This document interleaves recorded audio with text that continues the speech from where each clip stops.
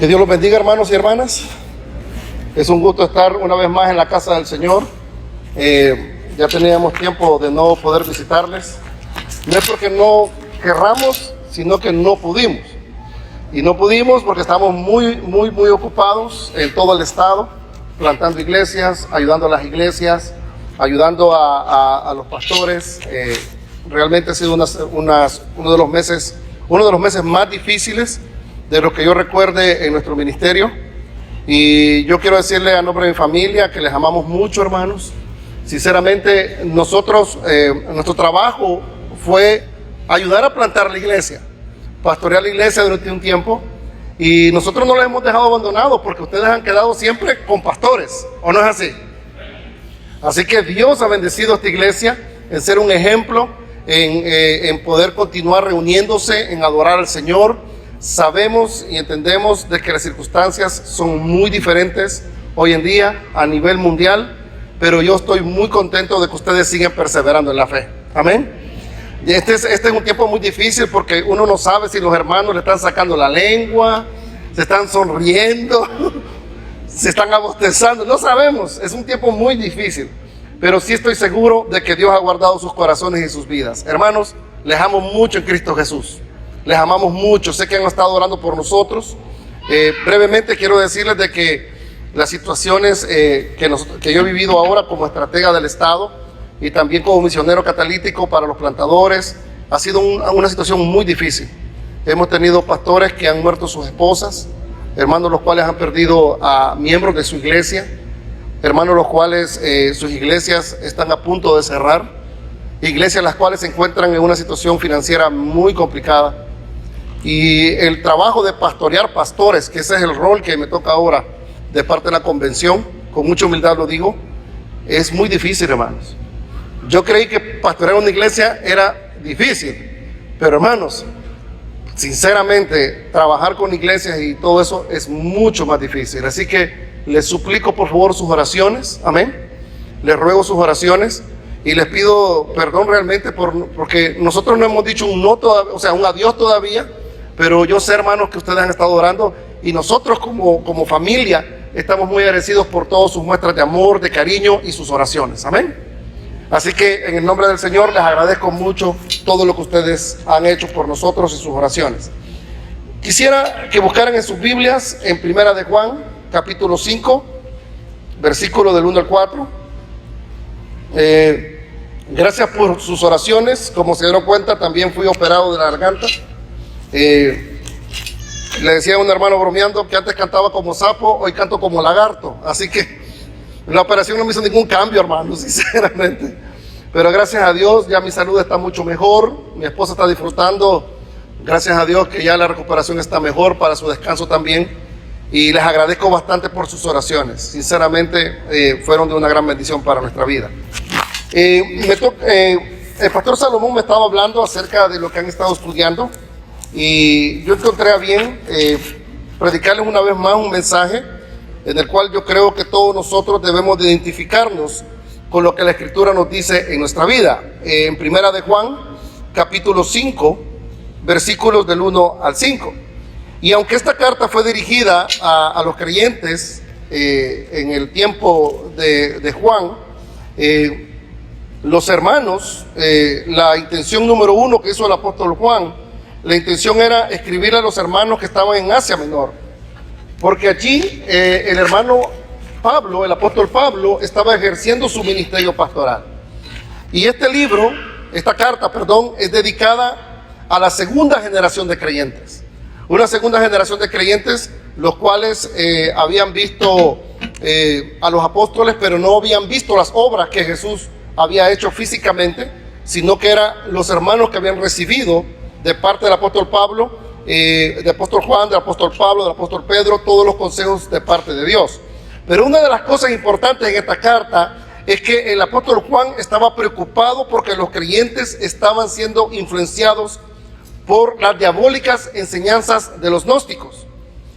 Juan les escribe a los creyentes para enseñarles que no deben romper su compañerismo y comunión con Dios y con los hermanos en la fe. Juan les explica a los creyentes que mantengan en Cristo su fe, Porque Jesucristo es el único que puede salvarnos. Y esto quiero decirte algo, hermanos. Jesucristo es el único el cual puede salvarnos. Sabemos que estamos viviendo un tiempo de pandemia en la cual nadie tenía control de nada, nadie se esperaba esto, ni los científicos, ni las autoridades. Un virus, un pequeño virus, invisible para nuestros ojos, puso de rodillas al mundo. Pero el cristiano no se pone de rodillas delante de un virus. El cristiano se pone de rodillas delante de su Señor y su Salvador. Es por ello que nosotros debemos de escuchar el consejo de la palabra, aprender del consejo de la palabra y no perder nuestra visión de lo que Dios nos ha mandado a hacer, aún todavía en medio de esta pandemia. ¿Sabes por qué? Porque la pandemia va a pasar. En la historia de la iglesia durante 2000 años, la iglesia ha sufrido pandemias, epidemias, persecución, y la iglesia prevalecerá. Amén. Eso fue lo que dijo el Señor. Así que el apóstol Juan les escribe a los hermanos y les dice eso, que mantengan su compañerismo y comunión. Pero para eso tiene que haber un compromiso de parte de los creyentes. Y en esta hora yo les voy a pedir, por favor, que cerremos nuestros ojos, que oremos para que Dios nos hable directamente a nuestro corazón por medio de su palabra y podamos nosotros hacer lo que su voluntad nos ha pedido que hagamos. Oremos. Padre, en el nombre de Jesús, tú eres bueno, Señor. Eres bueno en todo tiempo. Y no podemos decir, Señor, que hemos llegado a donde estamos como iglesia por nuestra propia fuerza o sabiduría, sino por tu misericordia y la gracia tuya, oh Dios bendito. Señor, te suplicamos que nos hables al corazón en esta hora, que así como los hermanos de esta segunda generación recibieron esta carta, así nosotros también podamos ver, Señor, que el amor en ti, la fe que vence al mundo, es la cual nosotros proclamamos y predicamos por medio de tu palabra. Te amamos, Jesús, te bendecimos. Te agradecemos por el pastor Salomón, bendícelo a él. Bendice también a todos los hermanos líderes, las hermanas que colaboran, todos los hermanos que son parte de esta iglesia, los miembros. Te pido que los bendigas, Señor, y que tu gracia y tu amor, Señor eterno, pueda verse reflejado en la comunidad como un faro de gracia, Señor. Un faro el cual alumbra, Señor, para que la gente pueda ver sus obras, puedan reconocer sus pecados y puedan venir a ti en arrepentimiento y fe. Creemos, Señor, que solo tú puedes llamarlos a salvación, y creemos también, Señor, que tú usas a la iglesia local para que pueda proclamar tu verdad. En el nombre de Jesús. Amén. Así que, hermanos, el apóstol Juan le escribe a los hermanos y les dice claramente a ellos acerca de ese compañerismo. Ahora, cuando yo hablaba acerca del compromiso, es un compromiso no colectivo, sino que es un compromiso individual.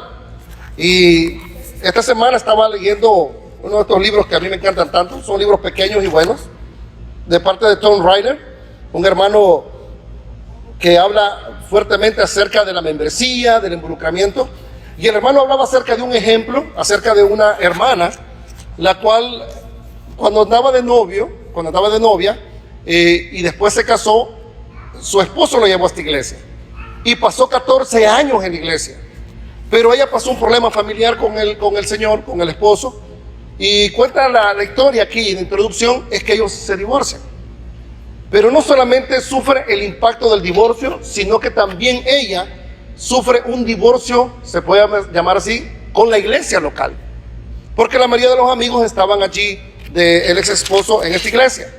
Así que esta señora pasa mucho tiempo sin reunirse y forma en su corazón una amargura en la cual ella pues se dio cuenta de que la iglesia era fría, la iglesia no tenía, según en su mente, nada lo cual la podría traer a ella y a sus hijos. Pero durante pasó el tiempo, sus hijos fueron creciendo, los hijos de ella empezaron a tener la necesidad de venir y reunirse en una iglesia, porque esta es una característica de un hijo de Dios. La característica de un hijo de Dios es que no puede vivir separado del Señor ni tampoco de la iglesia local. El creyente que dice que va a vivir separado y que es mejor solo que mal acompañado es una persona que para mí no tiene un concepto claro acerca de lo que viene siendo el cuerpo de Cristo. El Señor no diseñó al hombre para estar solo, el Señor lo diseñó al hombre para que tuviera comunión con otros. Y ahora que estamos en la fe y en la salvación, no hay otra cosa más hermosa que estar en la casa de Dios. ¿O no es así? Es por ello que esta mujer viene y sufre esta situación, pero ella empieza a buscar una iglesia. Y mientras que ella empieza a buscar una iglesia, encuentra una iglesia a la cual le llama un poco la atención, pero como ella estaba herida en su mente, ella dice, bueno, ni modo, voy a buscar una iglesia. Y de todas las iglesias que he visto en internet, de todas las iglesias que me han comentado los vecinos, voy a pedirle a los pastores de la iglesia que me visiten. Así que los pastores deciden visitarla. Y uno de los pastores dice, yo voy a ir con mi esposa. Así que va el pastor y su esposa. Cuando viene esta pareja, se reúne con ellos, con la señora esta señora venía ya lista con la espada desenvainada, como decimos. Y ella le dice, mire, antes que usted me diga que tienen en su iglesia, yo quiero leerle un artículo en el cual quiero que ponga atención, porque por esta razón es que voy a considerar ir a su iglesia. Y ella le dice, ¿qué piensa usted acerca de este artículo? Y le dice, pues, ¿qué artículo tú me estás hablando? Y la señora le dice, yo lo imprimí para usted y para los pastores de su iglesia. Y quiero en esta hora leerle a usted las 9 maneras principales en que las iglesias ahuyentan a los que asisten por primera vez. Hermanos, cuando uno de pastor visita a una persona y le lee las razones por las cuales la gente no va a la iglesia, uno se siente mal como pastor. Y ella le hace la lista y se la lee. ¿Saben por qué? Estas estadísticas es una prueba, porque lo han hecho en muchas congregaciones, y le dice las 9 maneras principales en que las iglesias ahuyentan a los que asisten por primera vez. Número 1, miembros poco amistosos. ¿Qué opinan ustedes, hermanos? O sea, alguien viene, yo sé que no se le ve la sonrisa, pero por lo menos tiene que levantar los ojos, ¿me entiendes? Las pestañas, de un hola. Esa es la primera parte. La segunda, un área infantil, poco segura y sucia. Esa es otra cosa por la cual la gente no va a la iglesia, según esta señora. Tercero, ningún lugar donde obtener información. O sea, las personas vienen y no encuentran ni flyers, ni página web, ni tarjeta del pastor y todas esas cosas. Una página de internet poco atractiva. Una mala señalización, o sea, no hay rótulos ni tampoco se ve dónde está la iglesia. Lenguaje especial para los miembros, un ejemplo. Nosotros sabemos que la iglesia se llama Iglesia Bíblica Bautista Emanuel, ¿correcto? Pero la comunidad no sabe cómo se llama, no sabe qué significa IBBE. Esa es una parte de la cual esta persona estaba criticando esta situación. La séptima, una reunión aburrida o poco interesante. 8, otros miembros les decían a los invitados que estaban ocupando su asiento. Y eso pasa en las iglesias. Hay familias en las cuales agarran su asiento y ese es su asiento, y cuando viene un invitado le dicen, hey, ese es mi espacio, como si fuera una cuestión de herencia. Y por último, instalaciones sucias. Estos fueron todos los argumentos que la persona presentó para no congregarse en esta iglesia, o quizás para poder decirle por qué razón no se reunía en una iglesia. Pero lo más interesante es que los pastores que estaban visitándole y su esposa le dice, ¿sabe una cosa? Usted acaba de decir, todo esto es verdad. Muchas de nuestras iglesias no tienen instalaciones tan limpias o no tenemos una gran página de internet, pero eso no es una excusa para no venir a la iglesia. Y la esposa del pastor le dice, el problema, Ana, que se llamaba la señora, es que tú no vienes a la iglesia. No es por las instalaciones, no es por el edificio, no es porque no hay una página de internet o porque no hay señalización. Yo no digo que no hay que poner eso, eso es importante y puede ayudar, pero el problema es tu corazón. Esa noche Ana se puso a leer la Biblia, y cuando uno empieza a leer la Biblia, Dios le habla a uno al corazón. Y en ese momento Ella reconoció y dijo: yo dejé ir a la iglesia tanto tiempo, yo no me reúno en la iglesia. No es porque las iglesias sean malas, no es porque los edificios sean malos. Yo era infeliz en la iglesia donde estaba porque estaba concentrada en mis deseos y mis necesidades. No me importaba servir a los demás. Esta historia, ¿verdad?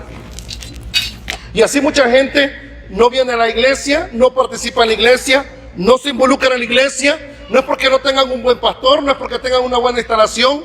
Hermanos míos, no vienen a la iglesia, sencillamente es porque no les da la gana. ¿Están de acuerdo? Recuerden que mi predicación es así por los que no me conocen. Miren, este tiempo de pandemia donde los niños uno los quiere agarrar, pues, de meter en la marca. Hay una parte muy importante en esto, y póngame atención, por favor. La parte importante en esto no es si la iglesia tiene o no tiene lo que usted espera tener. No, es que uno viene a la iglesia no porque viene a satisfacerse, sino que viene primeramente a darle la gloria a Dios con su presencia. Y eso es lo que el apóstol Juan le dice a los hermanos: todo aquel que cree que Jesús es el Cristo es nacido de Dios. Miren lo que dice el texto: y todo aquel que ama al que engendró, ama también al que ha sido engendrado por él.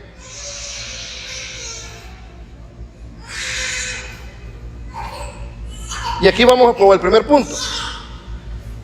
El primer punto nos enseña lo siguiente: el cristiano tiene una naturaleza dada por Dios. El cristiano no tiene un pensamiento como el mundo. El pensamiento del mundo es que cuando es parte de un club, cuando es parte de una sociedad, él espera que le sirva. La mentalidad del creyente es diferente, porque el que es nacido de Dios ama al que engendró y ama también al que han sido engendrados por él. En pocas palabras, la mentalidad del creyente es que tiene una naturaleza dada por Dios. Esto significa que no viene a un lugar, a una iglesia, solamente para recibir, sino que también viene para dar.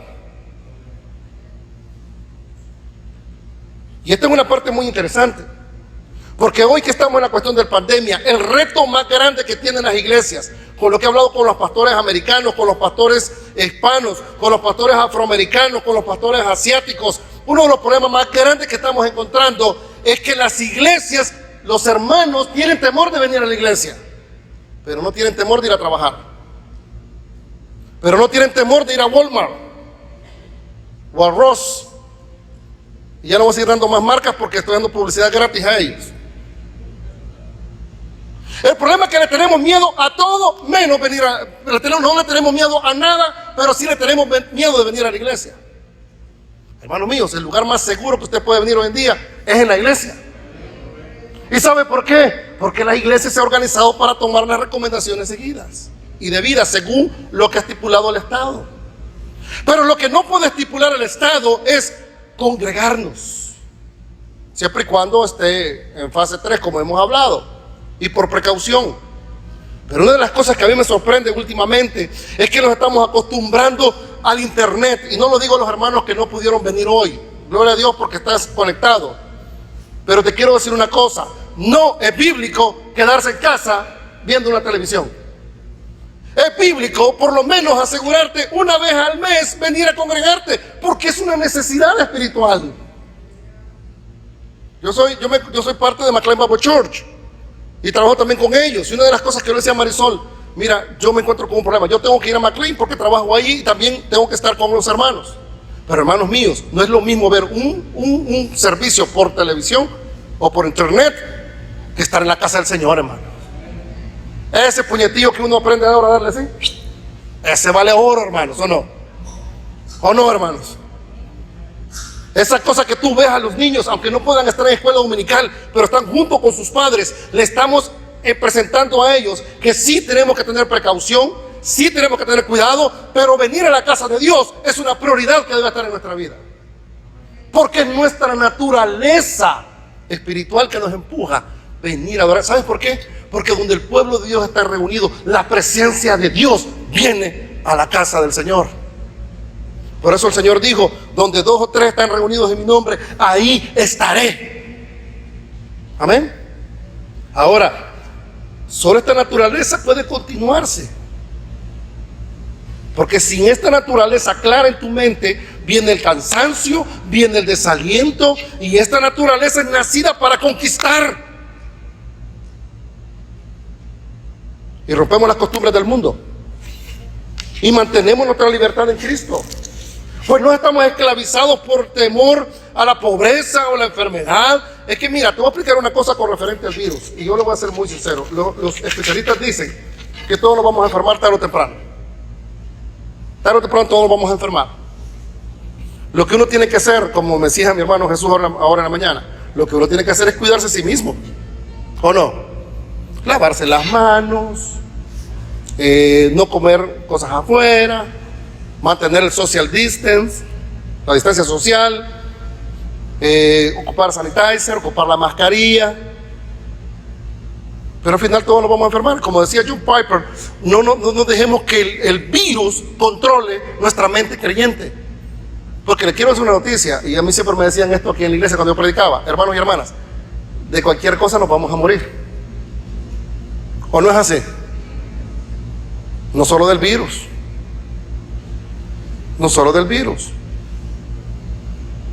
El problema está que los medios de comunicación nos han invadido nuestra mente, nos han medido nuestro corazón, y la gente lo que vive es en temor. Ahora, vuelvo a repetir, si por cuestión de salud, por cuestión de la edad, tú no quieres venir a la iglesia, eso es válido. Pero los que están pollones, como decimos en El Salvador, los que son fortalechones, los que están jóvenes, los que podéis venir, vengan a adorar al Señor con precaución, pero también haciéndolo porque nuestra naturaleza nos empuja a estar juntos. Y una de las cosas que dice el apóstol Juan es que dice que el que ama al que lo engendró, ama también al que ha sido engendrado. Porque nuestra moral cristiana no se basa bajo las circunstancias del mundo, sino que se basa bajo el amor, la paz, el compañerismo y la solidaridad que nosotros tenemos como hijos de Dios. Y la única manera de poder hacerlo es adorarlo en espíritu y en verdad junto con los hermanos. Ahora, entendemos y comprendemos que como humanos no somos perfectos. Estamos en proceso de cambio. Dios está trabajando en nosotros. Pero por la fe creemos que Dios, conforme como dice la Escritura, Él ha vencido al mundo. Y recibimos nuestra fe no por medio de filosofías, sino que la recibimos por medio de la palabra de Dios, que es el mensaje más veraz que podemos recibir. Ahora, ¿qué ha hecho la iglesia cristiana en este tiempo? Lo que le ha hecho la iglesia cristiana en este tiempo es orar. Y lo que la iglesia cristiana ha hecho en este tiempo, y glorifico a Dios por la iglesia bíblica Bautista Manuel, lo que Dios ha hecho aquí con mis hermanos es que también se ha movilizado para poder ayudar a otros asociados con otra iglesia. Y esto es hermoso, ¿sabe por qué? Porque esta lucha diaria no es individual, esta lucha se hace en compañerismo y en hermandad. El versículo 2 nos dice: en esto conocemos que amamos a los hijos de Dios, cuando amamos a Dios y guardamos sus mandamientos. Y ahí viene la parte importante en esta situación: determinar dónde está mi amor, y el amor el cual yo siento para con Dios, y el amor que yo siento también para con el prójimo. Y ahí está la pregunta: ¿cuánto está nuestro amor comprometido para con Dios y para con mis hermanos? Quiero decirle que el amor cristiano es un amor vertical y un amor horizontal. Claramente el Señor nos dijo a nosotros que el primer mandamiento es que tenemos que amar a Dios sobre todas las cosas. En pocas palabras, nuestro amor a Dios es vertical. Nadie está por encima de Dios. Nadie está por encima de nuestro Salvador. Ni nuestra esposa, ni nuestros hijos, ni nuestros padres, ni nosotros mismos. Dios está por encima de todo. Cuando uno tiene un concepto claro que Dios está por encima de todo, uno vive esta vida, aunque en medio de pruebas, dificultades, enfermedades y muerte, sabe que el Señor estará con uno hasta el fin de los tiempos y que Dios lo ama a uno. Y aunque el mundo vaya a un despeñadero y vaya completamente a perderse, uno sabe que el amor de Dios lo sostiene. Amando a Dios, pero también amando sus mandamientos. Una de las cosas tristes que vi en las estadísticas de esta pandemia es que surgió de que hubo mucha violencia doméstica. También hubo muchos problemas de adicciones, pornografía. Y lo más triste es que hicieron una estadística y que muchos creyentes pensaban que Dios los había abandonado. No, Dios nunca nos abandona. Jamás. Dios está con nosotros hasta el fin del mundo. Amar a Dios, pero también sus mandamientos. Guardarnos en santidad, porque Él es santo. Amarlo a Él, así como Él nos amó a nosotros. Pero también el amor viene siendo horizontal. En pocas palabras, amando a quienes más, a los hijos de Dios. Tengo una pregunta que hacerle. ¿Dios nos manda a amar a todos los hombres o nos manda a amar a los hermanos? ¿A quiénes? Dios nos manda primeramente a amar a nuestros hermanos en la fe. Esa es una prioridad número uno que debemos tener en mente. Después podemos nosotros tener caridad, ayuda para con la comunidad, claro que sí. Pero la prioridad número uno para amar es el que está a la par tuya. ¿Usted ha expresado ese amor para esa persona? ¿Usted le ha dicho a un hermano, te amo? Estaba reunido con unos pastores y estos pastores estábamos así reunidos y uno de ellos me decía, Raúl, ¿qué tan fácil ahora como hombres es decir a otro hombre, te amo? Y el que estaba a la par así se quedó. Claro, le digo yo, en amor en Cristo, ¿verdad? Claro que sí, ¿de qué crees que estoy hablando? Me dijo. ¿Usted le ha dicho a tu hermano, te amo? ¿Tú le has dicho a tu hermana, te amo en el amor del Señor? ¿Hemos expresado ese sentimiento de amor para con la persona? Porque te quiero decir una cosa.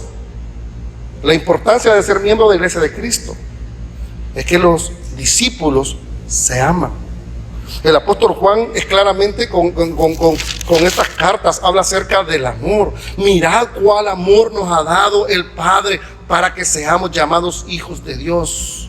Por esto el mundo no nos conoce, porque no le conoció a Él. Amados, ahora somos hijos de Dios.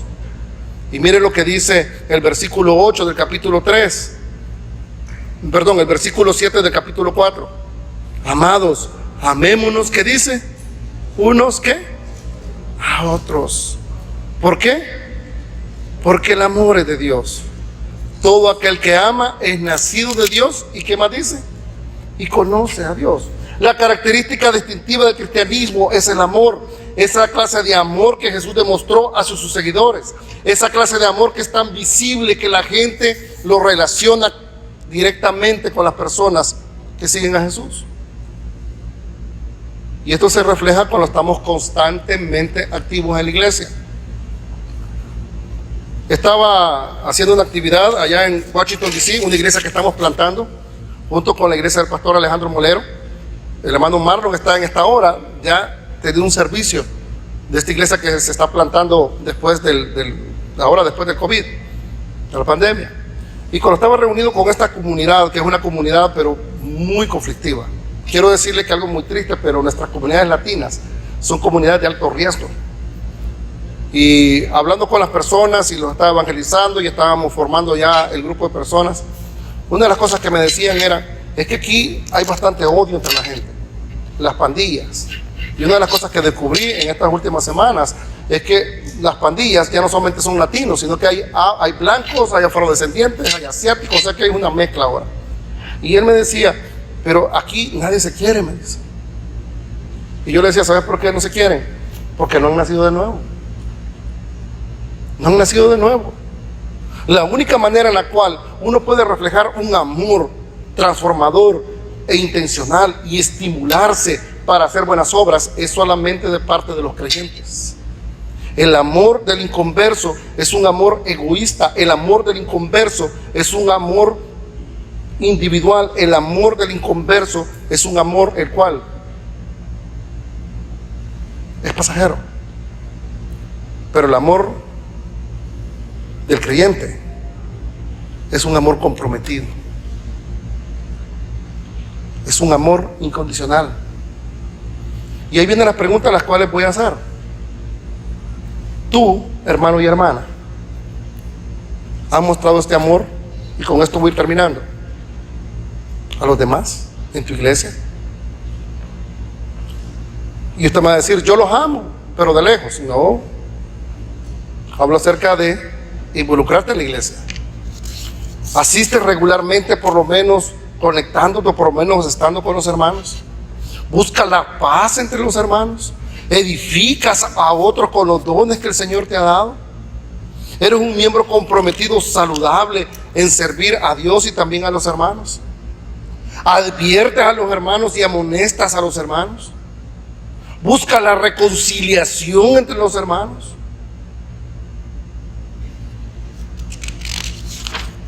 Como iglesia, estamos comprometidos en reparar los conflictos que puedan suceder entre los hermanos de la iglesia por diferentes pensamientos, conceptos.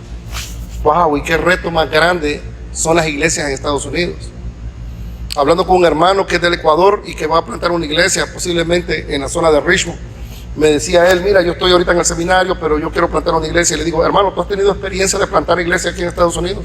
No, me dice. Ok, le digo yo, te recomiendo que tú entres a residencia en una iglesia. ¿Y por qué? Me dice. Porque tenés que entender algo, es el contexto. ¿Verdad que no todos son de El Salvador? ¿Verdad que no? ¿Verdad que no todos son de Honduras?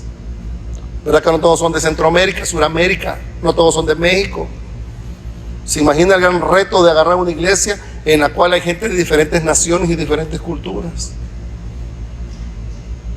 Pero no solamente eso, la naturaleza pecaminosa que todavía habita en nosotros. Así que el amor nos lleva a nosotros a cumplir los mandamientos de Dios. Jesucristo claramente le dijo a Pedro, cuando Pedro le dijo, Señor, en Mateo capítulo 18, ¿cuántas veces perdonaré a mi hermano que peque contra mí? ¿Hasta 7? Jesús le dijo, no te digo hasta 7, sino aún 70, ¿qué? Veces 7. Y por eso dijo el apóstol Juan, pues este es el amor a Dios, que guardemos sus mandamientos, y sus mandamientos no son, ¿qué dice? Gravosos. Esto significa soportar a los hermanos. Amén. Yo agradezco a todos mis hermanos de la Iglesia Bíblica Bautista Manuel, porque me aguantaron 12 años, hermano. Y yo también los aguanté, hermanos. Ese es el amor, llevar las cargas de los demás. Amén. Debemos de ser pacientes y sufridos. Debemos tener mansedumbre para que nadie tenga un concepto más alto de sí mismo que debe tener, perdonando a los demás como Cristo nos perdonó a nosotros. Wow. El entender y comprender de que reunirse para la cena del Señor, el bautismo y todo lo que el Señor nos manda en su palabra es lo que debe de motivarnos a nosotros a continuar. Así que nosotros como creyentes debemos de hacer lo que la Biblia nos manda, pero también ya no ver de los demás o ver a los demás si lo hicieron o no lo hicieron, sino comprometerme. Y aquí está la parte final de lo que quiero yo terminar con este mensaje. Cuando uno ama al Señor, cuando uno cree en Jesús, cuando uno es nacido de parte de Dios, uno ejerce lo que Dios le dio a uno. Y ese es el don que Dios te ha dado a ti cuando tú lo recibiste en tu corazón. Un miembro, un creyente, está comprometido con su iglesia local. Y cuando hablamos que está comprometido, estamos hablando que esta persona pone todo su tiempo, sus talentos, sus recursos al servicio de la iglesia local. Comprendo y entiendo que en esta hora y en estos tiempos no se pueden hacer actividades Pero que no se puedan hacer actividades en este tiempo no significa que nosotros podemos empezar a orar y a planear cómo vamos a impactar a Manazas para Cristo. ¿Cómo podemos seguir apoyando la plantación de iglesias? ¿Cómo podemos seguir involucrándonos para atender a las personas que sufren? ¿Cómo podemos nosotros venir y hacer una estrategia para alcanzar a los niños que están en riesgo de que se metan a las pandillas o a las drogas? ¿Cómo nosotros podemos venir como miembros, dedicar un tiempo a la lectura de la palabra, conocer más de la Escritura para poder hacer más discípulos? Y esta es la mayor excusa que ponen los creyentes hoy en día. En la mayoría de las iglesias que yo he visitado dicen: es que yo no soy un teólogo, yo no soy un doctor en Biblia. Es que escúcheme, el discipulado es algo muy práctico. Lo que tú lees ahora, lo enseñas a otro mañana, o hoy mismo. No hay una pérdida en esto. Si yo aprendo hoy que Dios es amor, le enseño al que está a la par mía que Dios es. Ay, hermano. Si yo aprendo hoy en día que Dios es santo, ¿qué le enseño al que está a la par mía? Si yo aprendo hoy de que la salvación proviene del Señor y que Él me guarda y que toda mi culpa fue puesta en la cruz y que todo el juicio cayó en Jesucristo y que Él me ha justificado, ¿qué debo de yo enseñar en ese mismo momento? Lo mismo que acabo de aprender. El discipulado no es una clase de escuela bíblica. El discipulado no solamente viene de los pastores. El discipulado es el compromiso que el creyente tiene para con los nuevos creyentes. Y ese es el éxito de una iglesia, que lo que sí recibimos, así mismo vamos a enseñar. No hay nada nuevo bajo el sol, y lo que hemos recibido de la palabra de Dios es lo que debemos de compartir alegremente. No solamente sus recursos financieros, no solamente sus talentos naturales, sino que también lo que Dios te ha dado. Y esta es una pregunta la cual yo creo que tú debes de hacerte, igual a la señora que empecé a leer de la ilustración al inicio. ¿Hemos sido egoístas en querer solamente recibir en lugar de dar? ¿Cómo evaluaría mi compromiso con mi iglesia local? ¿Qué tenemos que no hemos recibido de parte de Dios? ¿Qué cosas tenemos que no deberíamos estar dispuestos a no dar? ¿Cómo puedo cambiar mi percepción sobre ser creyente nominal o cristiano nominal a ser un creyente activo? ¿Cómo yo puedo ayudar a los demás? No teniendo un certificado para aprobación, sino llegando a la conclusión: Señor, yo tengo que dar lo que tú me diste por amor a tu nombre. Una de las cosas más sorprendentes que con mi esposa lo vivimos cuando estuvimos en África fue que los jóvenes y los hermanos allá en África, en Etiopía, se entregaban de una manera de corazón y de lleno al Señor. Una de las cosas que a mí más me sorprendieron fue que estos jóvenes daban una clase bíblica en Hamrik, que es el lenguaje de ellos, en el idioma de ellos, y tenían que caminar bastantes kilómetros para poder atender a unos niños, y con el amor y la pasión que lo hacían, era una manera que a nosotros nos impactó grandemente. Cuando yo he tenido la oportunidad de hablar con pastores, hermanos, hermanas, que han estado dispuestos a dar su vida por el Evangelio en países como en Afganistán, como países allá en el Medio Oriente o en los países comunistas, esto a mí me sorprende y me impacta y digo: wow, ¿qué los llevó a ellos a esto? Y yo encuentro la respuesta en la Escritura. Ellos han creído en Jesús.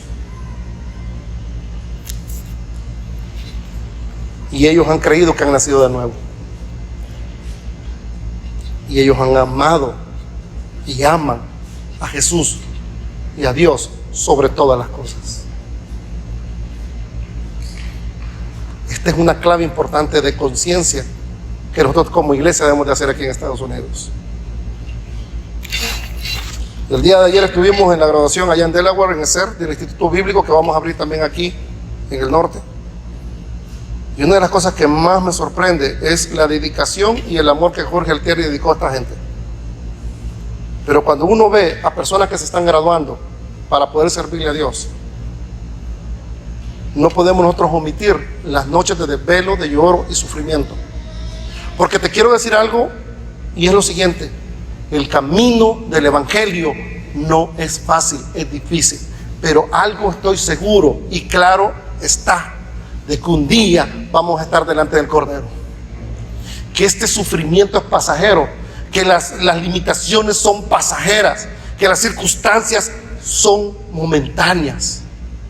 Pero desde el momento que yo me siento y leo la Escritura y veo el ejemplo de Cristo, que dejó el trono de gloria para hacerse hombre y humillarse y sufrir, eso me motiva a mí, a ti y a todos los que estamos aquí a dejar la comodidad y comprometernos más con el Señor.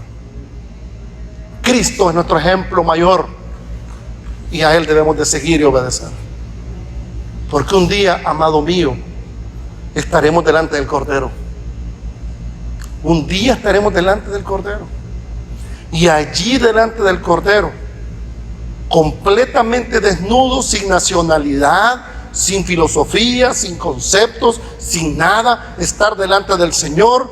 Allí es donde nosotros vamos a poder escuchar esas palabras que el Señor dijo: bien, buen siervo fiel, en lo poco me fuiste fiel, sobre mucho te pondré. Entra al gozo de tu Señor. Voy a pedir en esta hora que cerremos nuestros ojos y vamos a orar.